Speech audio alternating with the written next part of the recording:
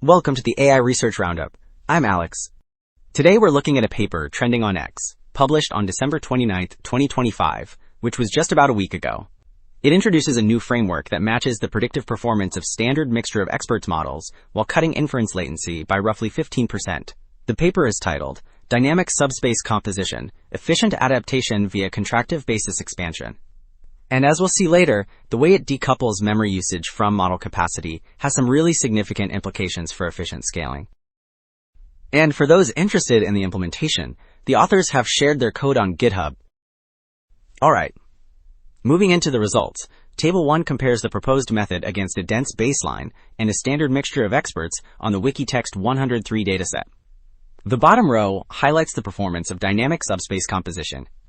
It achieves a validation loss of about 5.13, effectively matching the standard mixture of experts performance. Crucially, the latency column shows the new method runs at about 51 milliseconds per batch compared to over 60 for the baseline. This translates to a 15.4% speedup, confirming that the method reduces overhead without sacrificing predictive quality. So while the table gave us the final snapshot, Figure 1 plots the full training trajectory. This chart tracks validation loss over 2,000 iterations for 3 models, identified in the legend: the dense baseline in green, the standard mixture of experts in blue, and the proposed dynamic subspace composition in red. Initially, all models learn rapidly, but around iteration 250, you can see a divergence. The red curve hugs the blue mixture of experts curve tightly, both dropping lower than the green dense line. This confirms that the new method matches the learning capacity of standard experts throughout the process.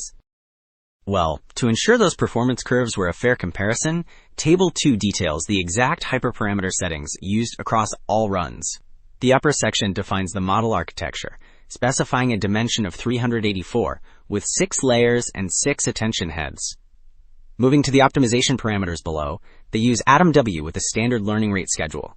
A key detail to notice is the router learning rate, which uses a 5 times multiplier, a crucial adjustment that helps the routing mechanism stabilize quickly during the 2000 training steps. Wrapping up, 2 takeaways stand out. First, we can achieve high-rank adaptation without massive memory overhead by using shared, lightweight basis vectors instead of full matrices. Second, this method cuts latency by 15% while maintaining accuracy. It represents a compelling step forward for efficient model scaling. That's it for this episode of the AI Research Roundup. I'm Alex. Thanks for listening.